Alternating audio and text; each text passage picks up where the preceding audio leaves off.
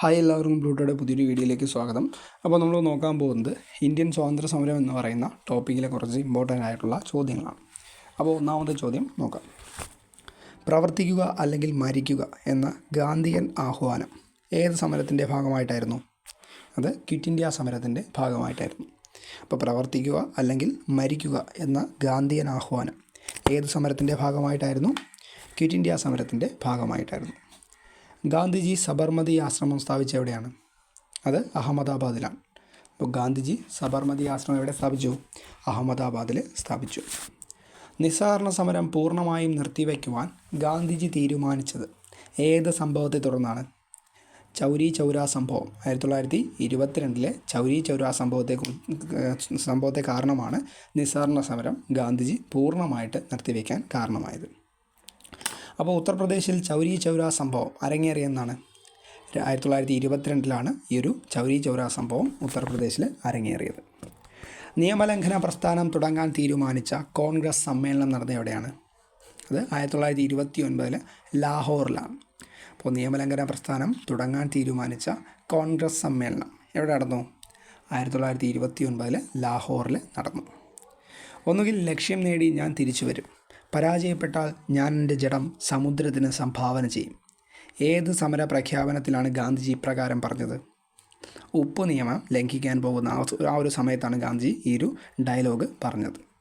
ഒന്നുകിൽ ലക്ഷ്യം നേടി ഞാൻ തിരിച്ചു വരും, പരാജയപ്പെട്ടാൽ ഞാൻ എൻ്റെ ജഡം സമുദ്രത്തിന് സംഭാവന നൽകും എന്ന് പറഞ്ഞ ഏത് സമരത്തിന് മുന്നോടിയായിട്ടാണ്? ഉപ്പ് നിയമം ലംഘിക്കലിന് മുന്നോടിയായിട്ടാണ്.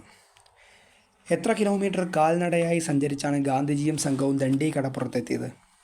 375 കിലോമീറ്ററാണ് ഗാന്ധിജി നടന്നിട്ട് ദണ്ഡി കടപ്പുറത്ത് എത്തിയത്.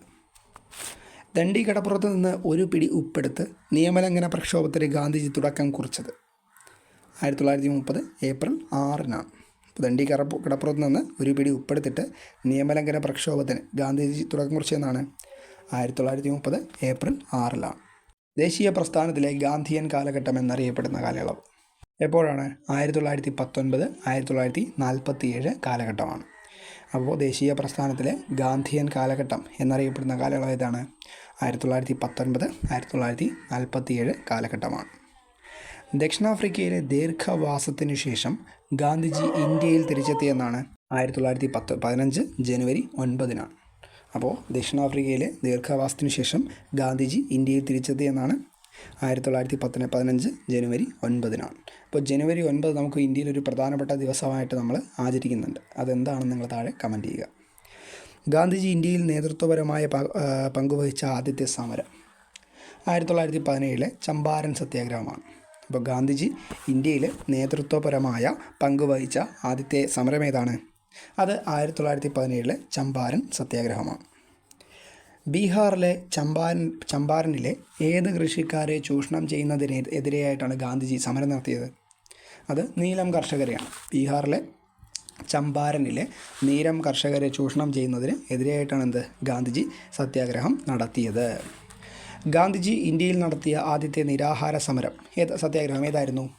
അത് 1918 അഹമ്മദാബാദ് തുണിമിൽ സമരമാണ്. അത് 1917 ചമ്പാരനല്ല, 1918 ഏതാണ്? അഹമ്മദാബാദ് തുണിമിൽ സമരമാണ്. അപ്പോൾ ഗാന്ധിജി ഇന്ത്യയിൽ നടത്തിയ ആദ്യത്തെ നിരാഹാര സത്യാഗ്രഹം ഏതായിരുന്നു? 1918 അഹമ്മദാബാദ് തുണിമിൽ സമരമാണ്. ഗുജറാത്തിലെ ഖേഡയിൽ നികുതി നിഷേധ സമരത്തിന് ഗാന്ധിജി ആഹ്വാനം ചെയ്ത വർഷം 1918-ലാണ്. അപ്പോൾ ഗുജറാത്തിലെ ഖേഡയിൽ നികുതി നിഷേധ സമരത്തിന് ഗാന്ധിജി ആഹ്വാനം ചെയ്തതെന്നാണ്? 1918-ലാണ്. ദണ്ഡി യാത്രയിൽ ഗാന്ധിജിക്കൊപ്പം ഉണ്ടായിരുന്ന മലയാളികൾ ആരെല്ലാമായിരുന്നു? സി കൃഷ്ണൻ നായർ, ടൈറ്റസ്, ശങ്കരൻ എഴുത്തച്ഛൻ, രാഘവ പൊതുവാൾ. അപ്പോൾ ദണ്ഡി യാത്രയിൽ ഗാന്ധിജിക്കൊപ്പം ഉണ്ടായിരുന്ന മലയാളികൾ ആരെല്ലാമായിരുന്നു? സി കൃഷ്ണൻ നായർ, ടൈറ്റസ്, ശങ്കരൻ എഴുത്തച്ഛൻ, രാഘവ പൊതുവാൾ. അതിർത്തി ഗാന്ധി എന്നറിയപ്പെട്ട വ്യക്തി ആരാണ്? ഖാൻ അബ്ദുൾ ഗാഫർ ഖാനാണ്. അപ്പോൾ അതിർത്തി ഗാന്ധി എന്നറിയപ്പെട്ട വ്യക്തി ആരാണ്? ഖാൻ അബ്ദുൾ ഗാഫർ ഖാനാണ്.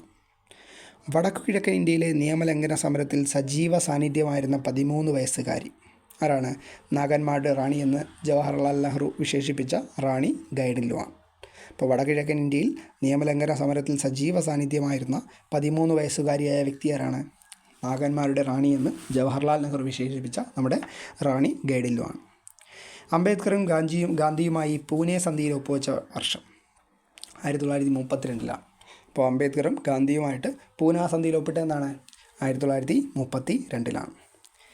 ഇന്ത്യയിലെ പ്രശ്നങ്ങൾ ചർച്ച ചെയ്യാൻ ലണ്ടനിൽ വട്ടമേശ സമ്മേളനങ്ങൾ വിളിച്ചുകൂട്ടിയ വർഷങ്ങൾ ഏതൊക്കെയാണ്? 1930, 31, 32. അപ്പോൾ ഇന്ത്യയിലെ പ്രശ്നങ്ങൾ ചർച്ച ചെയ്യാനായിട്ട് നമ്മുടെ ലണ്ടനിലെ വട്ടമേശ സമ്മേളനങ്ങൾ എന്നൊക്കെ വിളിച്ചു ചേർത്തു? 1930, 1931, 1932. 3 വട്ടമേശ സമ്മേളനങ്ങളിലും പങ്കെടുത്ത പ്രമുഖ നേതാവ് ആരാണ്? Doctor BR അംബേദ്കറാണ്. അപ്പോൾ 3 വട്ടമേശ സമ്മേളനങ്ങളിലും പങ്കെടുത്ത പ്രമുഖ നേതാവ് ആരാണ്? Doctor BR അംബേദ്കറാണ്. ഗാന്ധിജി പങ്കെടുത്ത വട്ടമേശ സമ്മേളനം ഏതാണ്? അത് 2ാം വട്ടമേശ സമ്മേളനമാണ്. ഇപ്പോൾ ഗാന്ധിജി പങ്കെടുത്ത ഏക വട്ടമേശ സമ്മേളനം ഏതാണ്? അത് 2ാം വട്ടമേശ സമ്മേളനമാണ്. ക്വിറ്റ് ഇന്ത്യ സമരം പ്രഖ്യാപിച്ച കോൺഗ്രസ് സമ്മേളനം ഏതാണ്? 1942 ഓഗസ്റ്റ് 8 മുംബൈയിൽ നടന്ന കോൺഗ്രസ് സമ്മേളനമാണ്. അപ്പോൾ ക്വിറ്റ് ഇന്ത്യ സമരം പ്രഖ്യാപിച്ച കോൺഗ്രസ് സമ്മേളനം നടന്നത് എവിടെയാണ്? 1942 ഓഗസ്റ്റ് 8 മുംബൈയിലാണ് ഈ ഒരു സമരം നടന്നത്. അപ്പോൾ ഇത്രയും ചോദ്യങ്ങളാണ് നമ്മൾ ഇന്ത്യൻ സ്വാതന്ത്ര്യ സമരം എന്ന് പറയുന്ന ടോപ്പിക്കിൽ ഈ ഒരു വീഡിയോയിൽ നോക്കിയത്.